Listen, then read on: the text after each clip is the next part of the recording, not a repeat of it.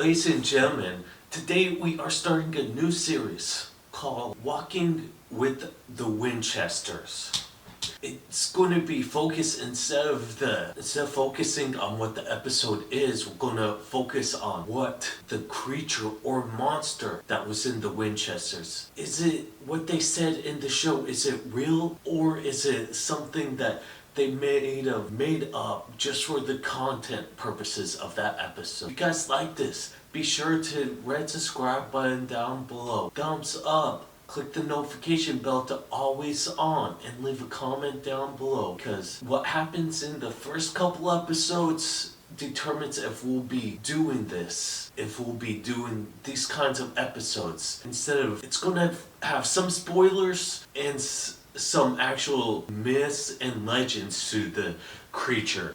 So I'm going to warn you, it's going to involve some spoilers, so I'll give you guys a couple seconds to tune out. So this week's episode was LaTunda or LaTunda, however you pronounce it, where it was this nasty creature that punished the people that went against their parents. Let's dive into what this creature actually is. The origin is in the Pacific Ocean, where this woman is said to be like a tree, where her feet are the branches and roots of the tree itself, and it takes the morritos, people that have babies without baptism, disobedient children, and faithful husbands and young men or women, ends of the mountain, to make them their lovers. A monster woman with similarities to a vampire who attacks people of the forest and holds them captive there. LaTunda deceives their victim by portraying the mother or people that person has actually loved, and takes them to the mountains or their domain. LaTunda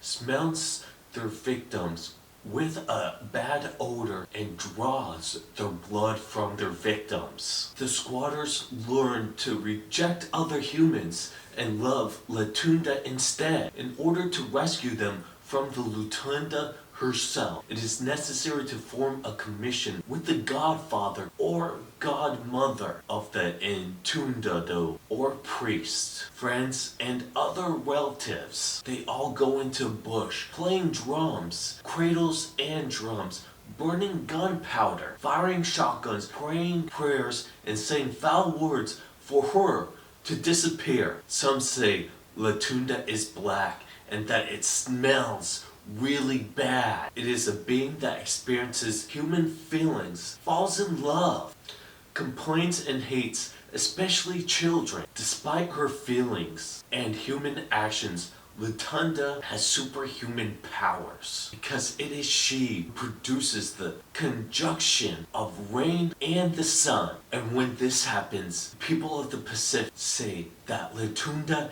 is giving birth.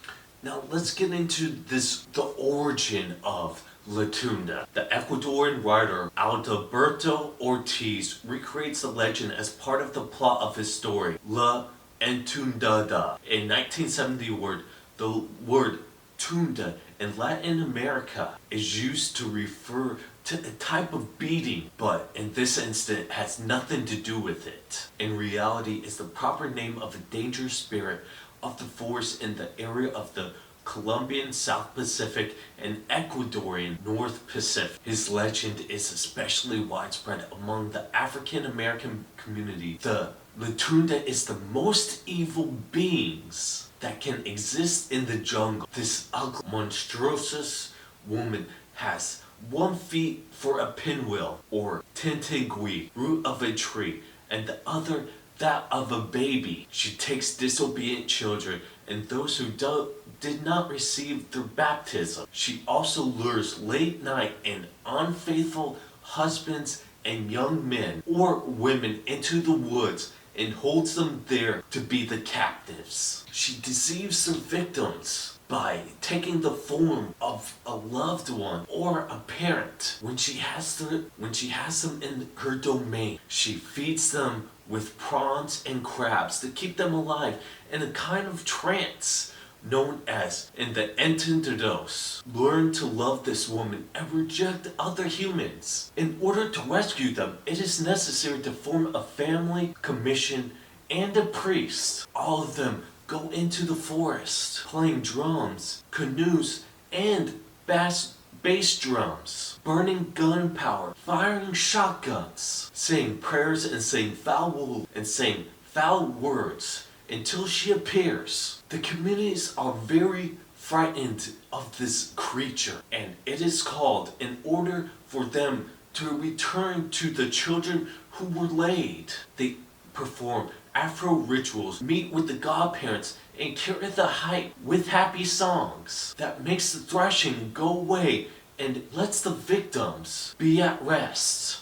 So, an aspect, the Winchesters got some of these aspects right. She was in the forest where she had her habitat, where John was taken there because he had a tiff with his mother about his father not being there, and he wanted to figure out why was his father not there when he was growing up.